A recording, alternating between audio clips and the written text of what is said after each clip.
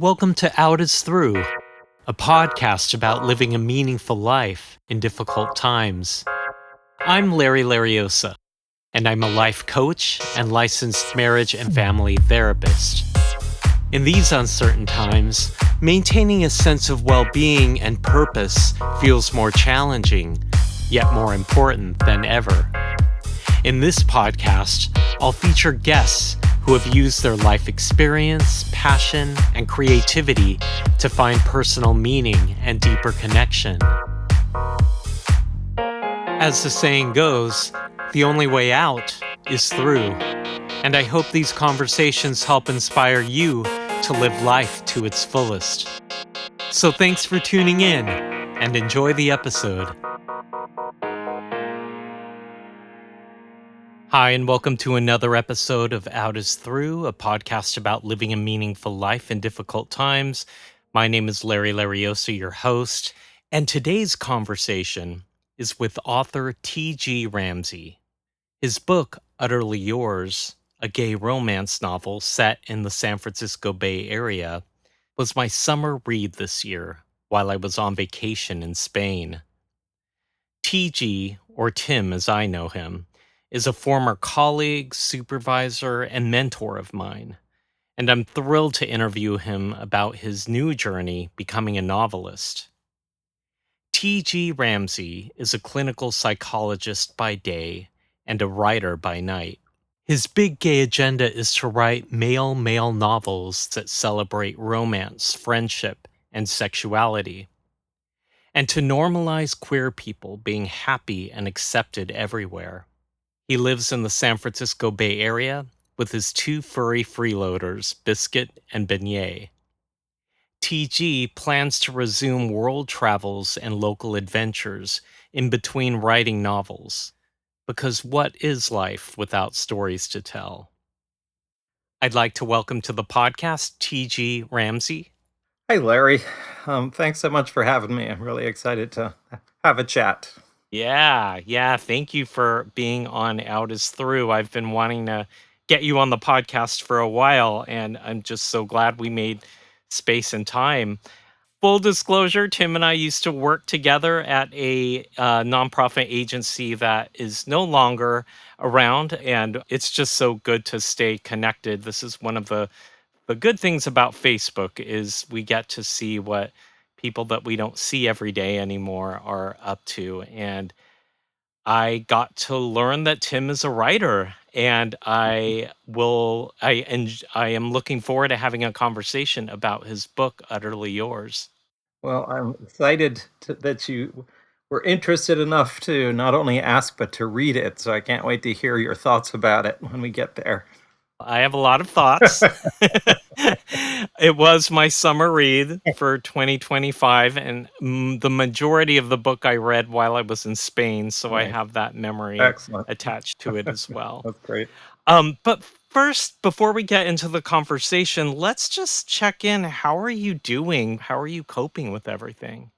I think that varies day by day. I think it varies based on how much time I spend looking at the news or reading the news, because my day-to-day situation is fairly predictable now. I've gone through some changes at work, moving from one position to another, one that I was used to for 17 years, and moving into a new one that was much less social.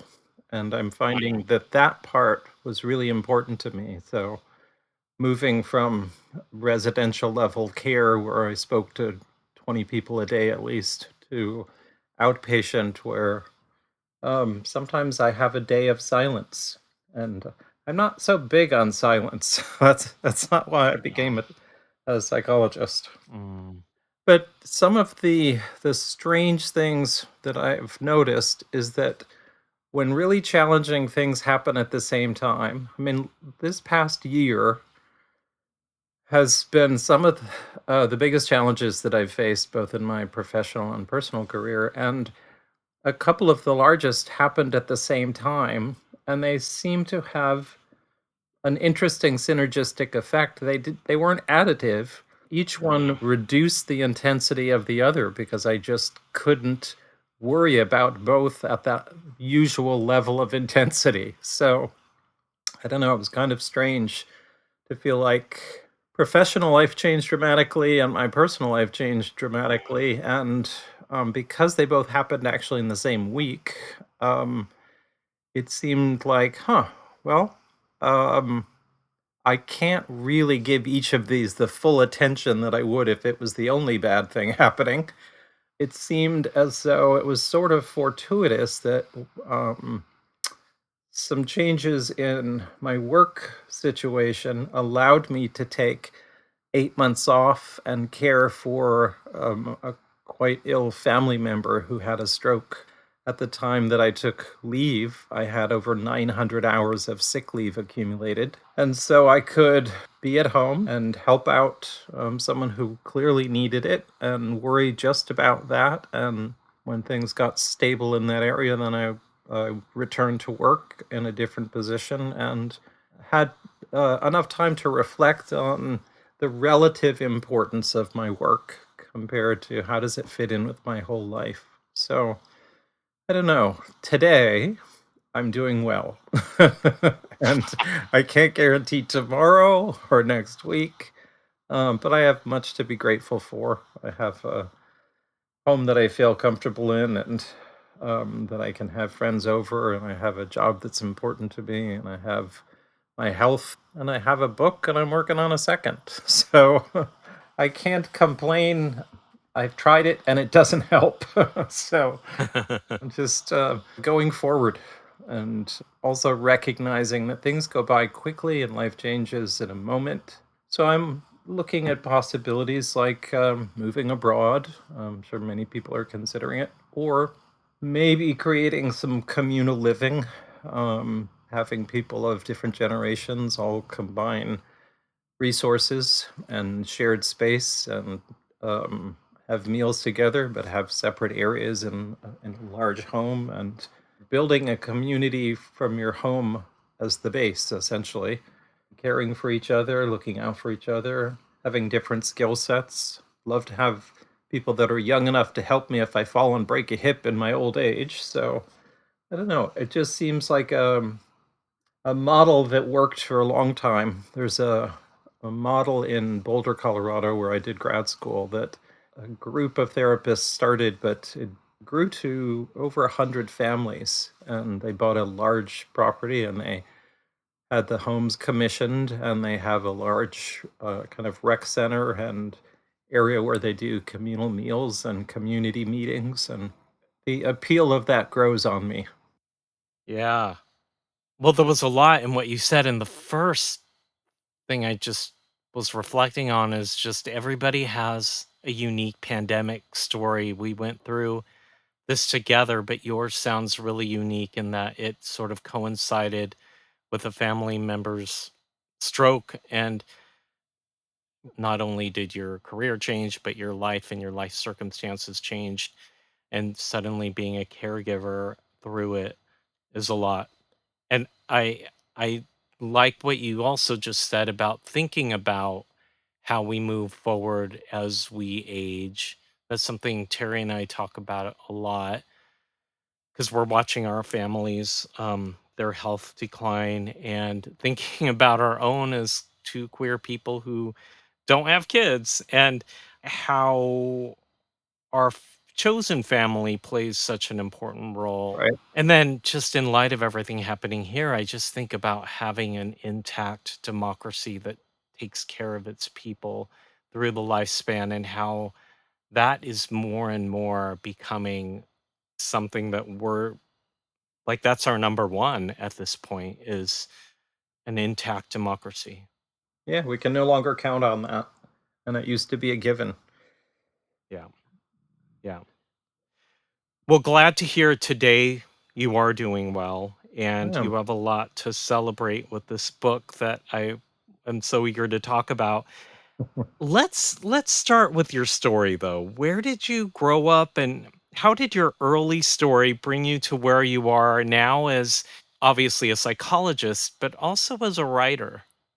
I grew up in upstate New York, and it was a wonderful place to grow up. You know, everybody in our neighborhood knew each other, and all the kids hung out together and it felt safe, and I walked to school, and I think that relatively solid and safe basis of my development made it easier for me to take big steps away from home, essentially. And I went away to college in New Hampshire, and then I traveled to Australia, and then I worked in Massachusetts, and then I went to grad school in Colorado. And after grad school, I think I've been to 22 countries, and I've worked in jobs where I would take significant periods of leave because I was able to. And so it is nice to have a career that pays enough to pay the bills and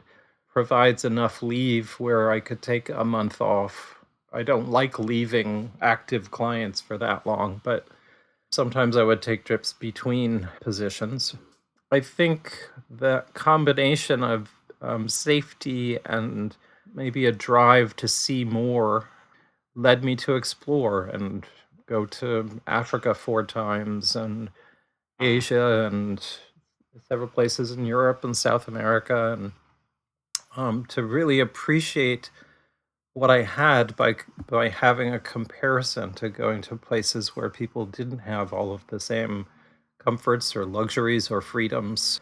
And I think travel really should be required. I know that it is a luxury for many people, given the expense, but I also think that it really helps put things in perspective when you see what other countries are like, what other cultures are like, how people care for each other, how they live in a more sustainable way. And so I don't know, it reminds me of the old saying that if a fish doesn't know it's wet, well, it knows the difference if you take it out of water, though. And so if you go to a place where everything is different, including the language, the food, the customs, the climate, the animal life, the insects, just everything is new, you get that comparison where you can think about, gosh, how is my life organized, and where do I have choices that I never recognized before? And how can I be more appreciative of the people in my life and the things that I have and the creature comforts? A parallel piece is growing up gay, starting in the, I don't know, fifth grade, and not feeling as though there were other queer people around me, or if there was, they were made fun of or ridiculed or bullied. It didn't feel like there were role models. It didn't feel like there were peers that I could either emulate or spend time with. So I think that also added to my sense of adventure is out there for me to find, and moving away from a place that I had largely a comfortable and safe childhood, but I wanted more. And so it felt as though I had a secure enough base to launch from, essentially, and to move around the country and travel around the world and to pursue my interest in psychology. My first degree is in chemical engineering, and I think that was the easy path for me because I was comfortable with math and science and thought, okay, I can do this. And I put myself through undergrad largely by doing part-time jobs as a tutor, as a counselor, working with adolescents and at-risk kids, and working in a rec center in a low-income housing project. And those things informed my career because I loved all of my part-time jobs and I found my coursework incredibly tedious. So at a certain point, you have to pay attention to what you're doing and what you love. And I spend a lot of time working. I have often worked 60 hours a week, and I have to love it. Otherwise, I'd be miserable and broken at this point. I still enjoy the idea of adventure and of romance and of finding the ideal mate. So that became the first story that I really wanted to tell. Yeah, and tell us a little bit more about the path to becoming a writer. As a creative person and an artist myself, it's always been this thing that I've done. Like, I think when we're therapists, that is our job. And we are there to support people. And we have, we have a life outside of the therapy room and outside of psychology. And I'm just curious how it evolved becoming a writer. In hindsight, it seems linear that I can kind of identify some touch points where, oh, I see I was moving in that direction for a longer period of time than I realized. I didn't have any plans to be a writer. I had enjoyed reading, loved reading growing up, and didn't think that I would have the capacity or the patience to actually write something, let alone the time when I was working full time. But I think the most recent and probably biggest influence was my cousin, Heather Layson, who came out to visit. She had written or partially written 3 books at that point and had never pursued publishing any of them, but they were fully formed novels. And she just was struggling with the confidence mostly. She had researched the process, she had come to the decision she would self publish. She went to trade shows for authors and spoke to people and learned software and worked as a English teacher per se and a part-time editor as well. So she was putting all the pieces together, but still struggling with that leap where you say, okay, I'm going to put my work out there and see what happens. And so I nagged her and she nagged me. And then suddenly she put out 3 novels in 6 months and started selling books and having people read her work on Kindle and Kindle Unlimited. And at, within 6 months, she had over 2 million page reads on Kindle from her books. Wow. And at that point, I thought, okay, she's no longer encouraging me. She's just taunting me. It's rude. So she supported me and she used humor and she was my first editor and she would, praise chapters and then tell me things like, you can't write that chapter like that. No one will read it. You have to change that. And, we were just brutally honest with each other and used humor to make sure there was never too much of an edge. So I think she was my primary supporter and motivator at that point, and I don't think I would have completed the book and certainly not published it without her ongoing support and assistance. I don't know that it came out of nowhere, but it certainly happened at a time that I wouldn't have predicted. Like during COVID, while I have these other significant problems in my life, and I think maybe I needed the escape, so I wrote it.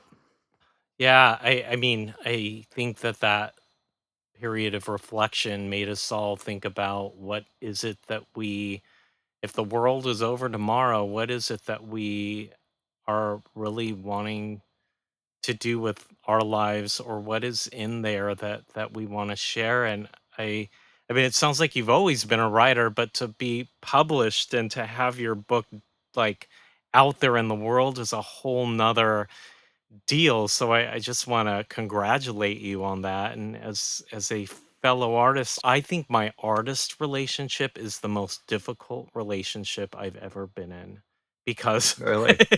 Mhm. because it involves like pushing yourself and self-doubt and all of that, and not wanting to be seen but then wanting to be seen. And Yeah. um I I can't remember. I think my friend Christy had told me this. She may have quoted somebody else, but it was something along the lines of chefs are the happiest artists because their work is, they find a recipe or they create a recipe, they cook it, you get the instant feedback, then you're done, and then you go to the next thing. We're writing a book, and this is a book. This Yeah. is like multiple Mhm. chapters, character development. It's a labor of love that I imagine just finishing it and having it out there in the world must feel gratifying. And I'm curious, how long did it take from start to publication?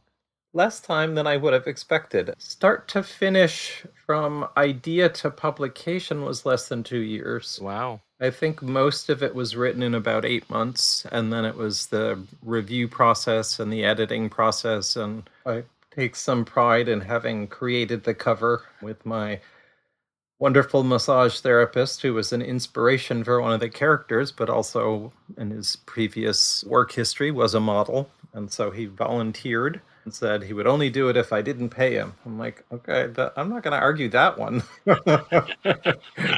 I'm not expecting to make millions off this book. So, lower the cost, the better. That process was fun as well, of taking an idea from the book, which is there's a chapter where one of the characters draws the other main character in a classroom setting, and transferring that essentially to a cover that captures the idea of it, and trying to draw on my model wasn't very successful, so I had to take these charcoals and grind them up and finger paint on him, which was not a hardship, I'd have to say. And I was really pleased with how it came out, and I contemplated getting a tattoo of it, but it seems early. Let's see how the book does first. Maybe this is a good segue to talk about Utterly Yours, the name of the book. And I wonder, just to start, without giving away the ending or giving away too much, can you give the audience just a little bit of a teaser or a little bit of a description of the book? Sure. The gist of it essentially is that a psychologist, sort of like me, becomes enamored of a massage therapist, very much like my massage therapist.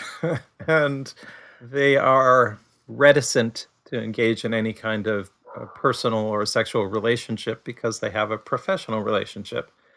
And although the boundaries for massage therapists are different than they are for psychologists, there's also that sense of once you're a client, you really shouldn't be something else. I used the idea of adventures as a way for them to spend more time together in a different setting or multiple settings where they would get to know each other and see each other's strengths and weaknesses, but they would be equals. So neither one was the employer, neither one was the client. For reasons that I will let people come upon, there are psychotherapy sessions, short snippets essentially of therapy sessions that later hopefully inform information about both of the principal characters, the therapist and the massage therapist, and compare and contrast to what does this mean and how is it different and what does it tell us about the central characters. They start with these adventures through a formal process, a meetup for San Francisco adventurers, and they decide they like it, the format, they like the idea of it, and they like spending time together. So then they begin scheduling adventures for each other. And that's when the adventures become more specific and more personal, and certainly more targeted towards a goal. It was surprisingly easy to write. I don't know why exactly, except I do think therapists work in a narrative format. Our whole work is around words. And so I think telling someone's story is something that I felt comfortable with, even though some of the story is my own. But I like words, and I like the poetry of them. I like the intensity of them. I like the images they convey. I think one of my cheats, if you will, or one of my devices was to think of it as a big story that was made up of about 35 small stories. I don't know exactly how many chapters I ended up with, but I put the title or a sentence or two about each chapter on a 3x5 card, and I would sometimes just write a chapter in the middle of the book, and then I would complete the 3x5 card, and I would give it a number, and at a certain point I had all of the cards on the floor, and I just arranged them in the way that I thought this will tell the story, but it will not be entirely clear how all of the pieces fit together until late in the book. And I did that intentionally because I love not knowing what's gonna happen when I read a book. I lose interest if I can predict it. Let's take a break and return to our conversation with TG Ramsey.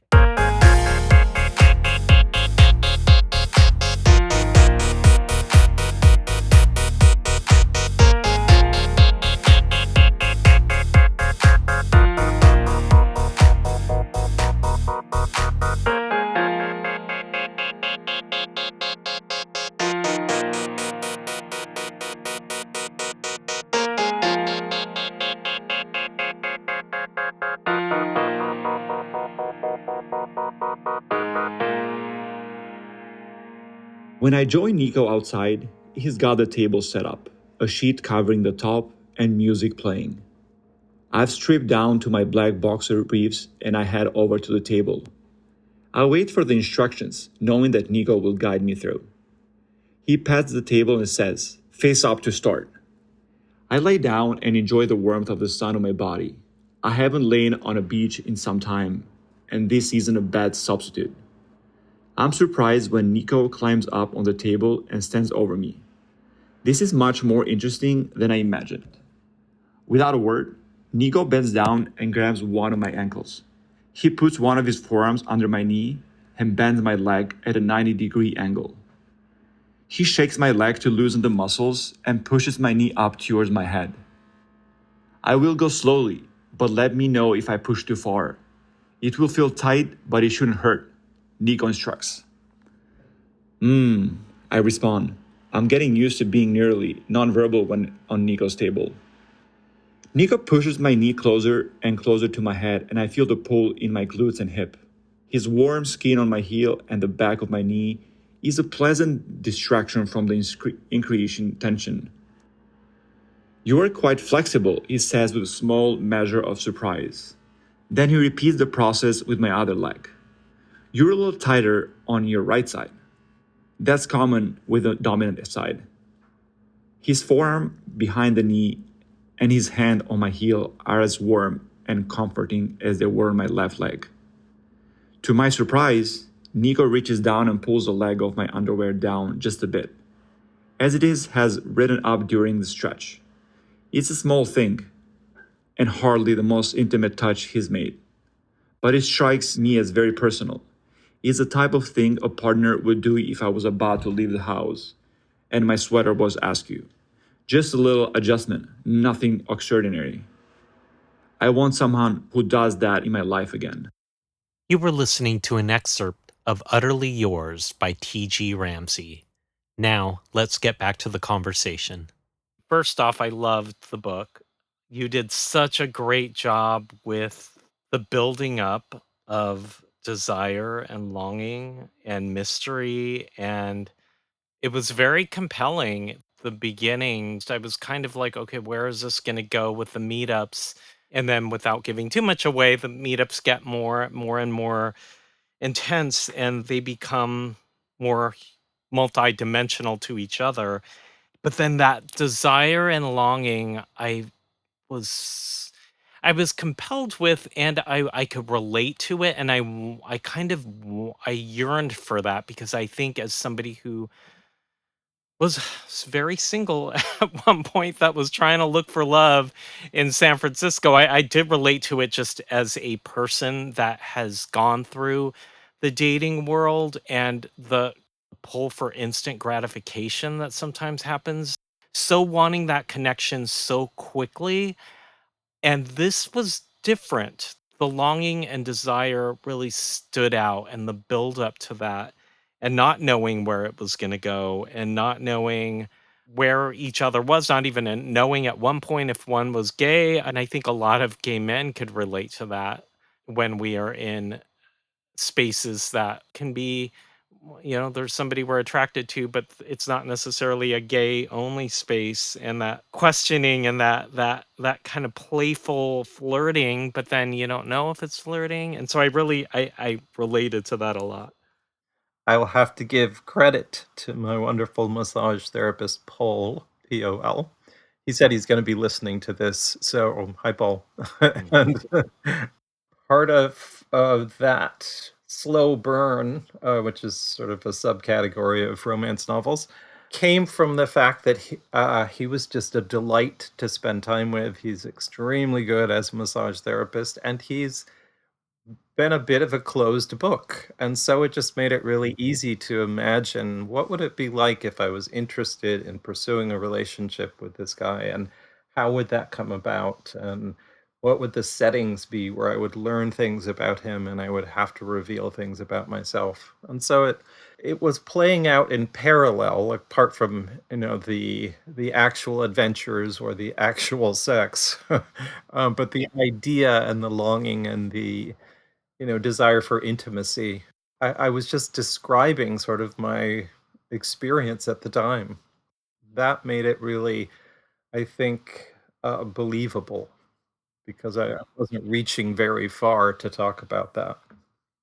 So there was the story playing out, and then there's the whole therapist thing. That was for me a whole nother story. Yeah. But it was combined in this one great story. But being a therapist and knowing our work and the whole idea of trauma and how do we as therapists turn off our clinical brain, which sometimes we can't. But there's our clinical brain, our academic brain, and then there is our human brain, and we are people in relationships.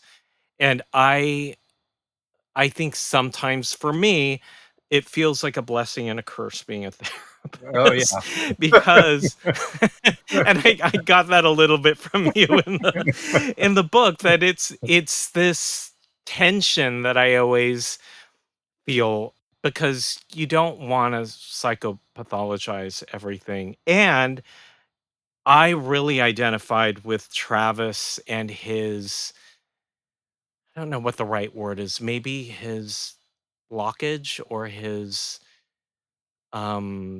barrier to vulnerability because we are in a therapist chair where we're having very vulnerable conversations with our clients. There's no doubt about that, but it's all about them, and we have built up some sort of internal scaffolding to not really take on too much of our clients. In some ways that's a good thing and it's a bad thing because then for me sometimes that goes into pathology, right? And I think sometimes pathologizing your clients is a defense to not feel something. I mean, and don't get me wrong, there's, pathology can be very helpful, but this was a real relationship with somebody who was a therapist Right.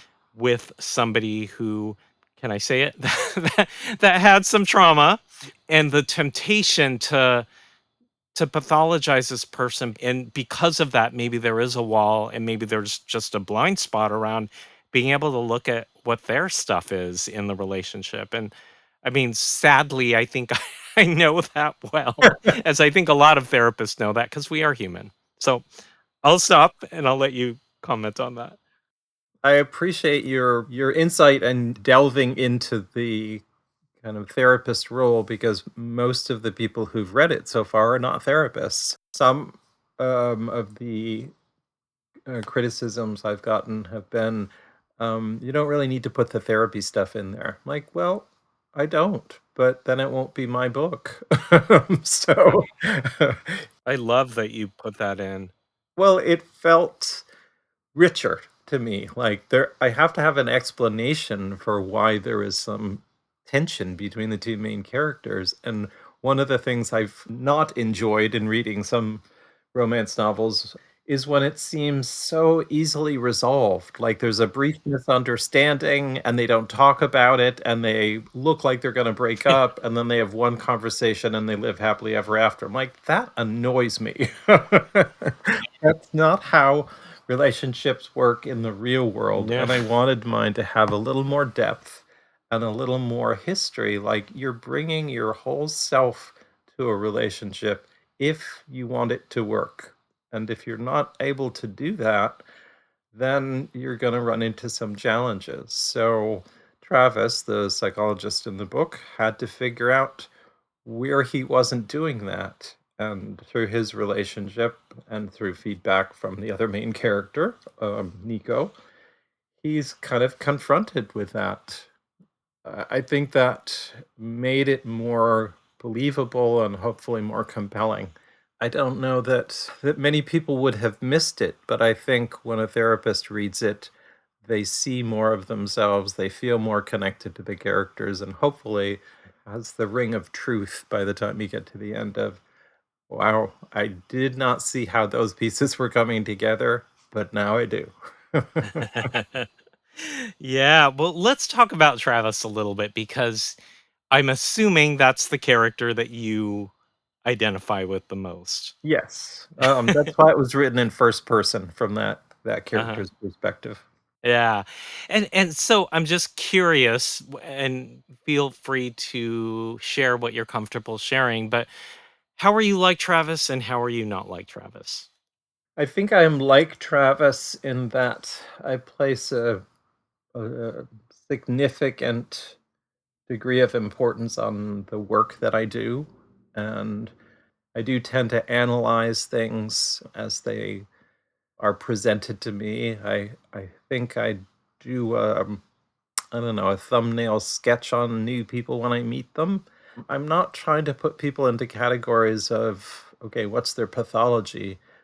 But I am also aware that I can swing too far the other way, which is, okay, I can see that this person has some issues and everybody does, so I'm going to ignore them or I'm not going to rule out this person as a potential partner because I will never find someone who is problem free. I'm certainly not. So I tried to walk that line between, okay, you can see that someone has issues and you can resolve the conflicts that come up from either side. I think I wrote Travis in part the way that I am and in part the way that I would like to be more, which is to be more vulnerable, to be more open, to be better at communicating.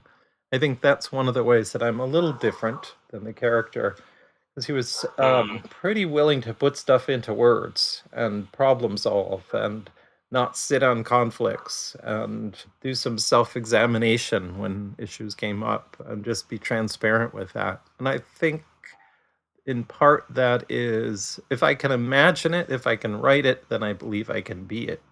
You know, doing my own therapy and by writing the character that I want to be, but also to be willing to take more risks and to put myself out there in social situations. I think the ways in which I am similar to Travis also include sort of a history of social anxiety and discomfort with public speaking, and there are several things in the book that actually are things that I did or places I've been. I think taking risks leads to feeling more comfortable, more confident, and more genuine. So if I only do these things in my imagination, then it feels a little mm, as though I am opening the release valve for the life that I want and taking the pressure off to do them. So what I'm hoping is that by doing more of these, and I have started book two, is that will put me in more communication with other authors, that I can go to these conferences, that I can talk about, I don't know, what it feels like to be an author, and that I maybe will start taking more adventures. It's been a while. I haven't been on any significant trips since COVID started. And the next planned trip is Patagonia, just because it looks so beautiful and rugged. And who knows? Maybe I'll meet somebody in my travels. That Well, a couple of the things I want to kind of go back to is the longing and desire and the need for instant gratification and kind of how this that in the age of grinder and apps that I think as a society we tend to want to find and have connection and sex and love quick, and I loved the slow brew that you wrote with and paced in the novel. How have people responded to Utterly Yours? Well, it's hard to get a consensus on anything, but the people who've read it and bothered to write reviews, and that's put the reviews on Goodreads or Amazon or Kindle, they seem to have enjoyed it. They liked the characters and how they developed. People commented that they sometimes enjoyed the humor, which I enjoyed writing in the way that I would like to present to the world, which is sometimes just relaxed and funny and sometimes intense and focused. And most people seem to appreciate how the pieces came together. And they're like, I didn't see it, I didn't see it, I didn't see it. Oh, there it is. And so for some, it took a little patience. I mean, a couple folks commented of, okay, the first couple of chapters, I'm like, yeah, I'm not gonna finish this book. And then I got into it, and then I loved it, and then it went sideways for me, and then I'm like, now I just have to finish it because I like the middle. And and so, I don't begrudge anybody their opinion. I don't love everything I read, and I don't expect everybody who reads this will enjoy it. But I think if you enjoy gay romances, this fits that bill. If you enjoy something that is a little bit more psychological in nature, that you might find this one to be particularly interesting for you. I think it is important to recognize that it takes a while to get to the intensity or to the sex scenes. I mean, it's not erotica, it's romance. And I love romance. I love the idea of, I don't know, surprising people with small gestures or just enjoying somebody's company so much that you can just sit on a porch swing with a glass of wine and look at the stars and be happy. The artifice, if you will, of having these adventures was a quick way to reveal the characters to each other. And, if all you do is go on standard dates, then all you learn about the other person is standard information. Putting them in challenging situations that challenge them in ways they weren't expecting or they didn't know or that revealed some aspect of them, I think helped the reader get to know them, but also they got to know each other of, "Huh, wow, that was different." That was great advice for anyone who is dating, that if you go on standard dates, what was the quote again? If you go on standard dates, all you will learn about people is standard information. I love that. I love that. And then last part I'll just say, the sex scene, the reason why it took me so long to finish the book was the only time I read is like right before bed. And I was Uh-huh. like, I cannot. So there was, again, not giving it away, but I'm like, this is going to take me a long time to get through because I cannot be like this hot and heavy before I go to bed and have to get to work the next day. But Oh, I thought you were gonna say you just had to keep rereading them because they were so fun. but you did create two very lovable, very complex characters. I am looking forward to the next story, Oh, thank and you. seeing where their adventures take them. I have a couple more questions and then we'll wrap up. Because this is a podcast about living a happy and fulfilled life, how has your work, specifically your writing, given you a sense of meaning and connection? Well, it certainly was the basis for an adult relationship with my cousin, Heather, who was such a support and source of helpful information. And we're 10 years apart, but I moved away from home when I was 18. And so she was 8. So we really didn't know each other as adults until we started connecting over writing. And I think having conversations about it, this has been lovely and enjoyable, and it's fun to go back and revisit it with someone who joined the adventure after it was on paper and feels like they got to live a little bit of it. What I hope is that it will open some part of me that is willing to get out there and try dating and partnering up again. I've experimented with the apps and found them to be largely unsatisfying. um, Mhm. the immediacy part is the one that I just find significantly different than how I met people in the past, and I I've used apps for many years. Now the no-show rate is pretty high, and "Okay, I'm in your neighborhood, do you wanna get together?" I'm like, it's 9 o'clock on a weeknight, I'm in bed alone. No, I don't." So I Right. hope that it reinvigorates my desire to travel, my openness to meeting new people, and maybe gives me a little more sense of confidence of I'm not just a psychologist, I'm not just a gay man, I'm not just a family member, I'm also now an author.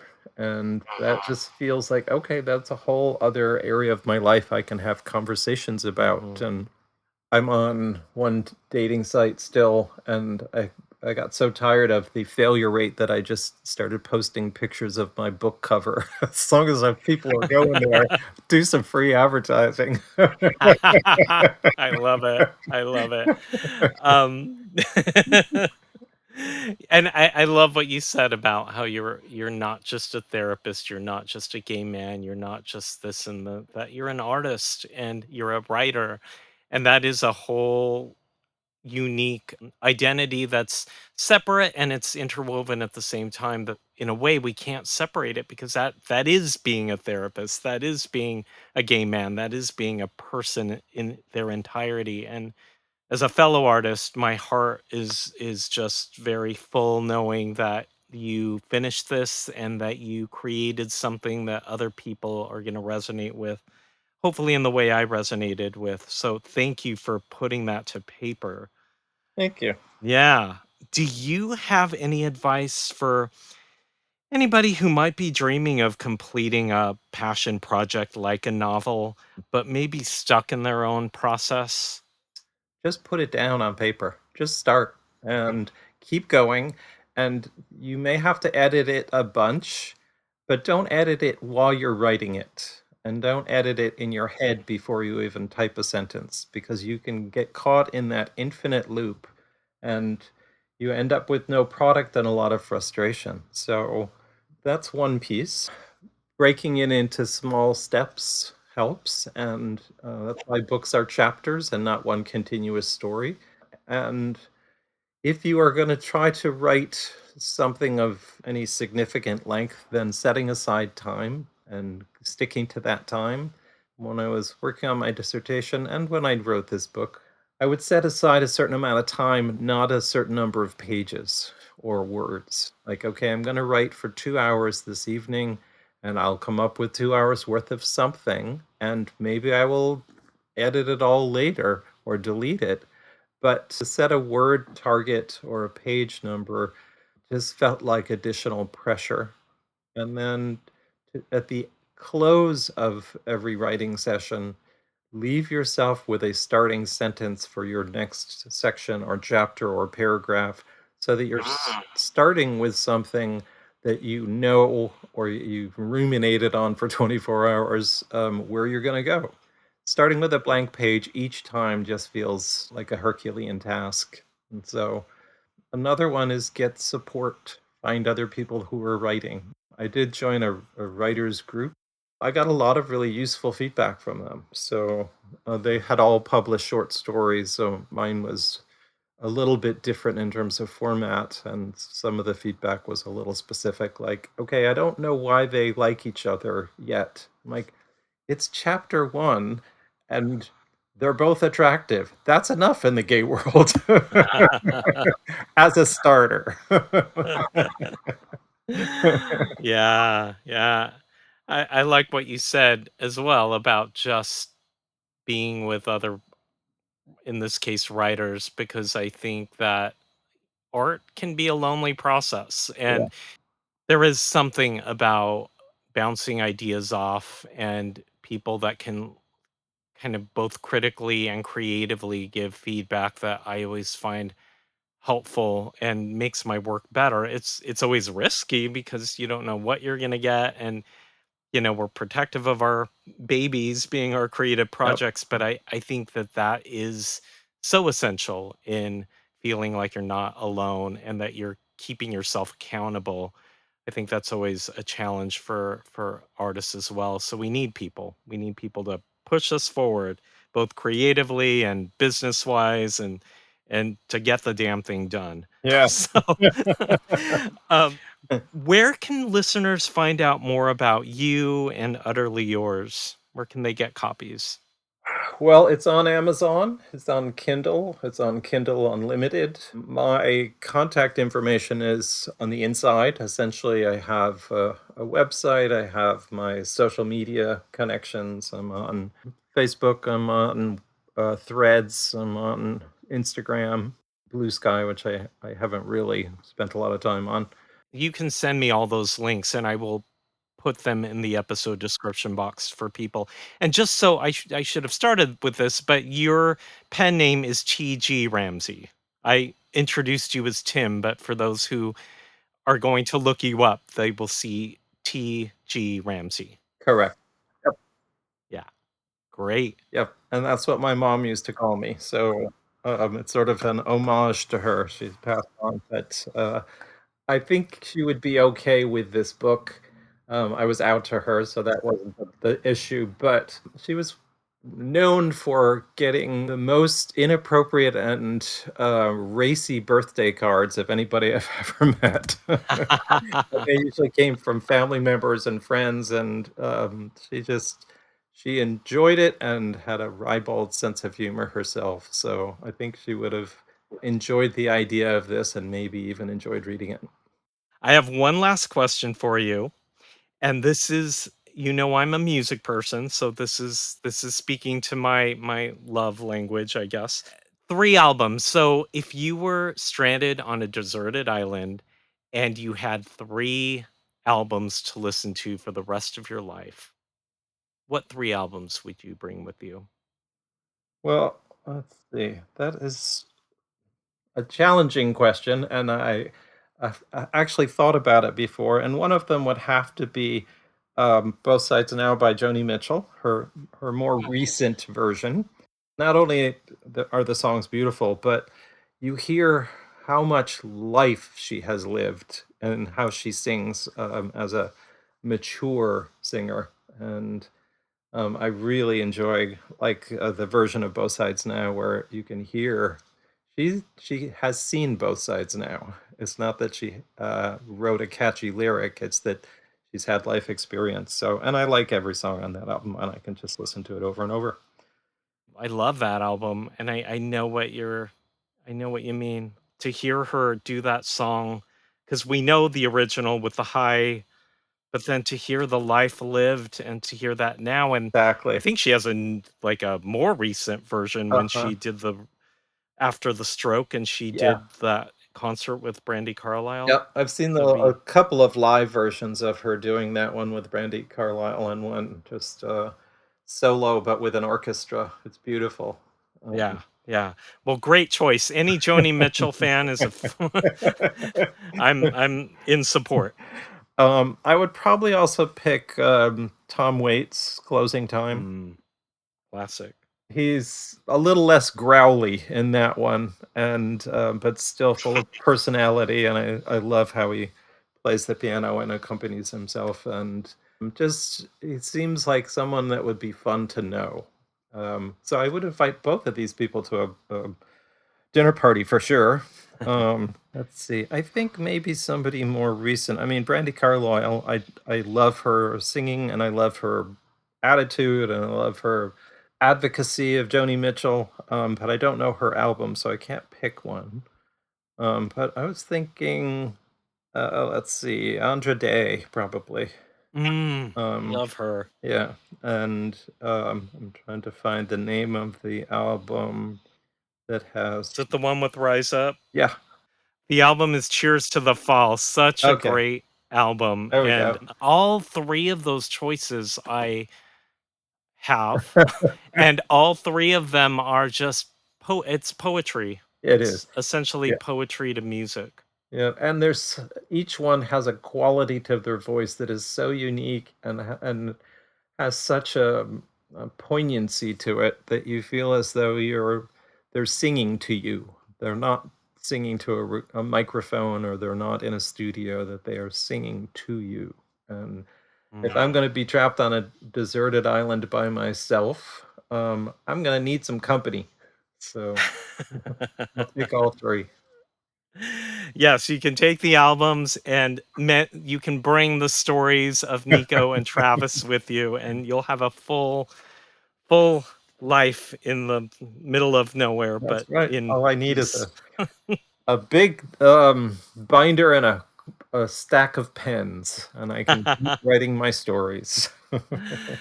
Well, I have really enjoyed our talk, Tim. It was so good catching up and so good hearing about your work and fusion of therapist and artist slash writer. I connected with the conversation, the story a lot, just because I think there's some just similarities there. And so I just appreciate this conversation and you taking the time to share your work with the world. Well, I hope that this gets out to the world. I really am impressed with the range of your artistic endeavors, from your recorded music and your live performances and your podcasts, and God knows what else you're doing these days. You still work, so there's an art to therapy as well. Yes. I really enjoyed recording this episode and hearing about TG's process as he embarks on a new career as a novelist and the life story that shaped it.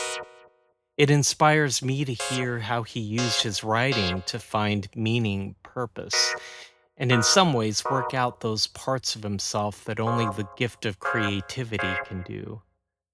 I hope this episode inspires you to lean into your own creativity and share whatever stories are within you through whatever medium that may be. Thanks again for listening to Out is Through. Until next time.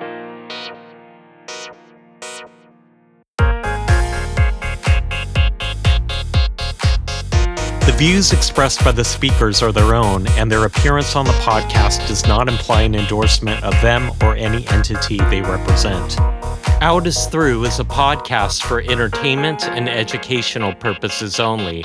It's not a substitute for medical advice, diagnosis, or treatment. If you are in need of support, please seek out a licensed mental health professional in your area.